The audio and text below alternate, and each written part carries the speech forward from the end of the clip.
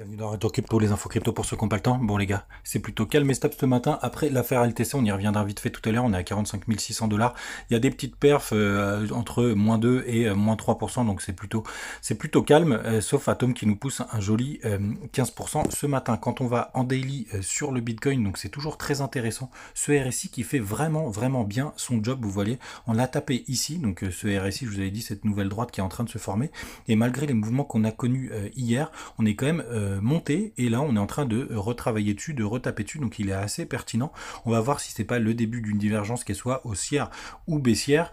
On regarde ça de près, on verra la clôture de ce soir. Donc quand on va en daily sur le Bitcoin, donc on voit toujours qu'on est dans ce fameux range avec la borne basse ici, même si on l'a percé avec la mèche dégueulasse d'hier.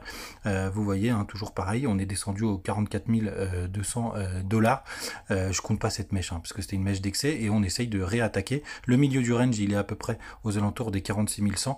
Donc à ce niveau-là, il peut y avoir un rejet ou ça peut repartir très fort. Sinon hier, apparemment, j'ai pas été très explicite, donc je parlais bien de GLD sur mon graphique. On a fait un pullback qui est pas très propre puisque l'ancien top était aux alentours des 245 $. Vous voyez ici, et donc on s'est arrêté. Je crois c'est aux alentours des 250, donc c'est pas très propre. Et pareil sur Avax, sauf qu'Avax c'est un autre sujet puisque lui, on a traversé l'ancien top qui était aux alentours des 60 $. Donc c'est quand même deux cryptos que je regarde de près qui pour moi ont quand même une configuration intéressante si jamais BTC vient pas gâcher la fête. On continue ma petite formation des indicateurs.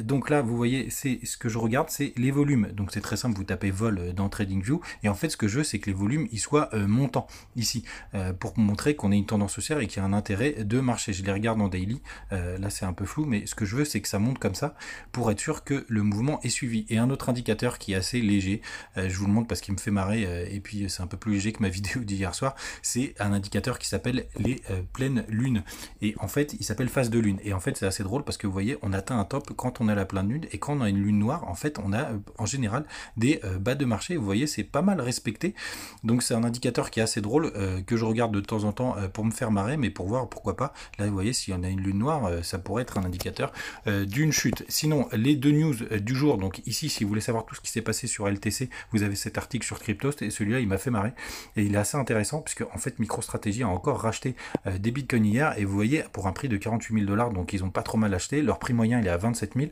donc vous voyez ça m'étonnerait que le cours aille en dessous. Sinon les gars, puisque je savais que j'aime bien interagir avec vous, je vous propose de vous expliquer ce que c'est des NFT, des market makers, des résistances, des bull market, etc. Si ça vous intéresse, comme d'habitude vous tapez un petit 1 en commentaire, et si ça vous intéresse pas vous tapez 2 comme d'hab. À demain.